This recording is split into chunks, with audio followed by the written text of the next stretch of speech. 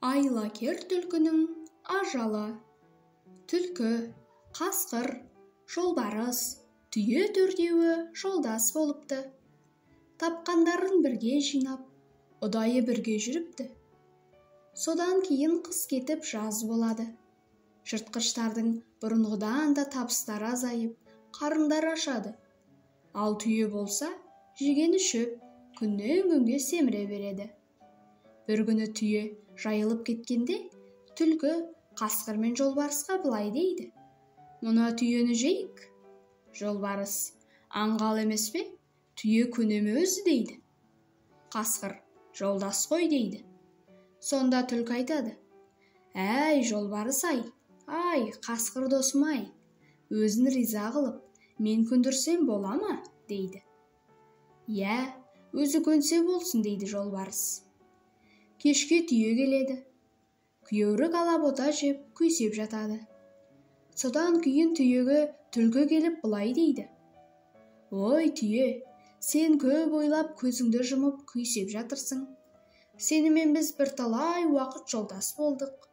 Қыс кетіп, міне, жаз болды. Тоғайға су жайылып, малдың бәрі қырға кетеді.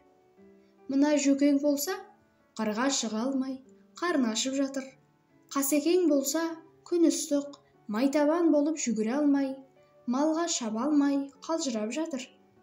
Тышқан ін сақтап, қаз үйрек көл сақтап, қоян шатақ сақтап, маған да қиын болды. Ескі жұрттан сүйек саяқ, қалған құтқан алып келгенім ештеңе болмады. Енді қалай болды? Сен болсаң, шөп жеп тойып жатырсың, ет жемейсің, саған рахат.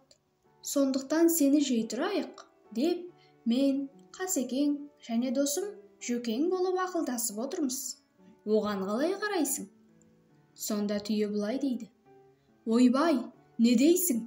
Өліп қалмаймын ба?" дейді. Сонда түлкі айтады: "Әй түйе, бойың үлкен болғанымен, сенде ақыл жоқ екен. Мен айтайын, ал сен тыңда. Қыстыгүні қар жауады, шөп қурайды. Сонда біз сенің жейтін шөбіңді қамдап, жинап қоямыз.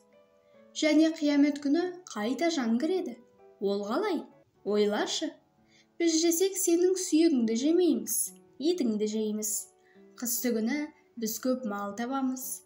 Сонан соң етіңді төлейміз." Сонда аңғал түйе: "Төлейтін болсаңдар мейілдерің, жеймін десеңдер жеңдер" депті. "Ондай болса, біз де ақылдасайық.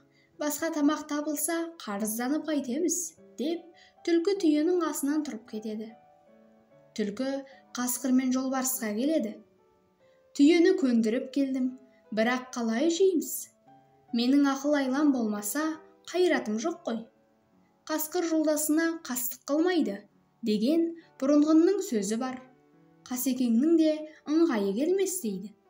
"Иә, жөкең болмаса, мен жолдасыма алдап қастық қыла алмаймын" дейді қасқыр. "Ал жөке, не істе дейсің?" дейді түлкі. "Менде қара күш болмаса, қайбір ақыл бар. Әлі де болса, қалай жеудің амалын өзің тап" дейді жолбарыс. "Олай десең, атаңның аруағына сыйынып, сен соқ" дейді түлкі. Жығылған соң, союына сізді әурелемей, Қасекең екеуміз жайғарамыз. Бір уақытта жолбарыс: "Сенде жазық жоқ, бізде азық жоқ" деп барып, шегініп тұрып, әуп деп түйені бір соғады. Бейқам күйсеп тұрған түйе тәлтіректеп барып құлай кетеді. Сонда қасқыр бас салып, бауырын жарып жібереді. Түлкі тамағына жабысады. Жанына батқан алып атан тарпып жіберіп, ышқынып тұрып кетейін дегенде, түлкі: "Сабазым, сабырлы бол, көктемде өзіміз тұрғызып аламыз" дейді. Жолбарыс, қасқыр, түлкі үшеуі бірінен бірі жасырып жеп, түйенің етінде тауысады. Түлкі бір сыпыра етті үңгірге тығады. Сөйтіп жолбарыс пен қасқыр тағы да ашығады. Bir күні жолбарыс түлкіге келіп былай дейді: "Әй түлкі, қарын ашты ғой, енді қалай болады" дейді. Сонда түлкі тұрып: "Олай болса, менің жолым жіңішке ғой, жан жақты шолып қарайын" дейді. Түнде барып қараған болып келіп қайтады. "Ал жөке, Қасеке, мен бір тамақ тауып келдім. Өзім алам, сіздер жей алмайсыздар дейді. Олай болса барайық, деп үшеуі келеді. Бағанағы ет тыққан жердің аузында бір дәу тас тұр. Тасты аударса, етке жол ашылғалы тұр. Жолбарыс келіп, олай-бұлай байқап, үңгірдің аузынан өте алмайды. Түлкінің жүрген жерінен жүре алмайды. Аңырып, шегініп тұрады. Сонда түлкі тұрып, «Әй, жөкәй, шегінуің атаңа тартқан-ақ екен, бірақ соғуың тартпапты. Атаң марқұм анадай тасты соққанда тас талқанын шығарушы еді» депті. Сонда түлкінің сөзіне шыдамаған жолбарыс тасты шегініп келіп, пәрменімен бір соғады. Соққан жерде белі үзіліп, орнынан тұра алмай қалады. Түйенің еті ар жағында, жолбарыс бер жағында жатады. Ал Қасеке, екеумізге қар жауғанша жеуге жарайтын тамақ табылды дейді түлкі. Сөйтіп екеуі жолбарысты аттап өтіп, етті жеп тойып алады. Жолбарыста бұрыларға шама жоқ. Бір күні жолбарыс түлкіге қарап, «Түке, көзімнің тірісінде қоштасайын, алдыма таман келші» дейді. Сонда түлкі, «Жәкең алдына барсам, ауызды салайын деп жатыр екен ғой», деп ойлайды да бармайды. Біраздан соң қасқыр келеді. «Әй, Қасеке, мына Жәкең бізге үлкен беледі. Халі мұндай болды. Сен жолдас қақысын жақсы білесің ғой. Жаңа мен барып амандасып, аузынан жалап, қош айтысып мауқын бастым. Сен де барып амандасып, қош айтыспайсың ба» дейді. О да дұрыс екен. Барсам барайын, көңілін сұрап шығайын» дейді қасқыр.